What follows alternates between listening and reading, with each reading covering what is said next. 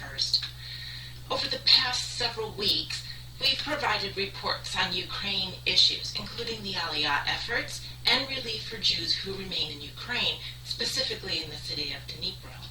Please refer to our website for more information on this continued need and avenue by which we are supporting and aiding the Jewish people. We've also reported on the Iran nuclear deal, a deal that is existentially threatening Israel and its neighbors.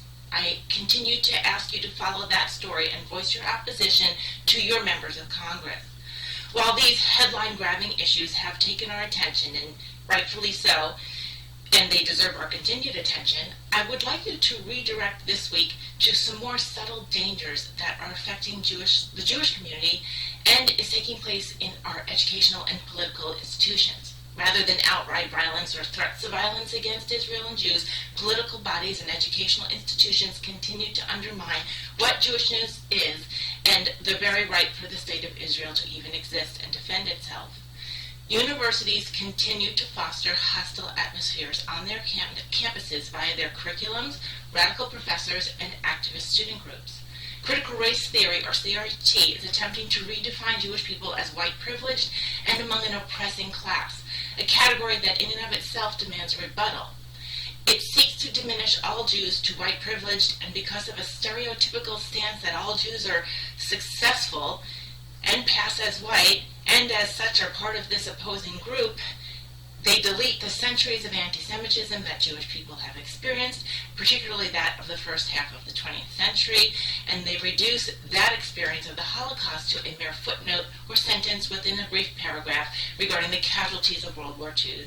And Jews are listed along with others who perished, including Gypsies, political dissidents, and the handicapped and infirmed, the elderly, all whose deaths are just as unjustified, but the list removes the gravity as well as the overall lessons and mindset of antisemitism from the discussion of World War II, when Jews are just a list of folks that Hitler targeted in his power cravings. The UN is also preoccupied with targeting the state of Israel with false labels of apartheid and human rights abuse when, first of all, the assertion that the UN is making is either false, lacking context, or just lies, and number two, the actual human rights atrocities that are going on among Israel's neighbors and other nations are just chalked up to a cultural difference. The preoccupation that some members have with condemning and passing resolutions against Israel borders on mentally unbalanced and certainly agenda-driven, including anti-Semitism.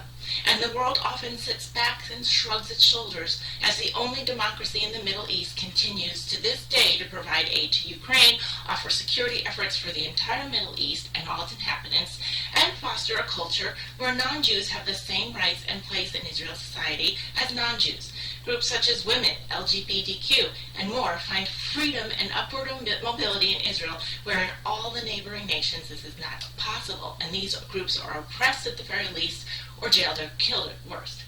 My plea to you today is to keep the myriad of issues facing Israel and Jews on your prayer list as you take daily action to combat sinister efforts. Continue to contact your elected officials to voice your opposition to demonstrated policies and platforms that are against Israel. Support Israel and this democracy. Take action in your community to educate friends, neighbors, families, and your religious organizations about what's going on in Israel and the world when it comes to Jews, so that people of faith can see that our faith demands our support and solidarity with Jews everywhere. Our American values also demand we stand in solidarity. Pay attention to what's going on in your local schools, your public universities, all of which get your tax dollars. Be mindful of institutions such as your own alma mater or schools your family and friends or neighbors go to and pay money to. Expose curriculums that target or omits or even lies about the experience of Jews and Christians around the world. You do hold power. Power in your prayers, in your voice, and with your actions in your field of influence.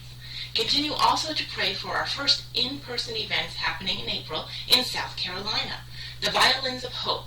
Join us at either the Myrtle Beach or Charleston events. We will be there. If you cannot attend, consider a small donation to help offset the operational costs of this education and cultural event designed to touch the entirety of the communities of South Carolina, all age groups and all backgrounds.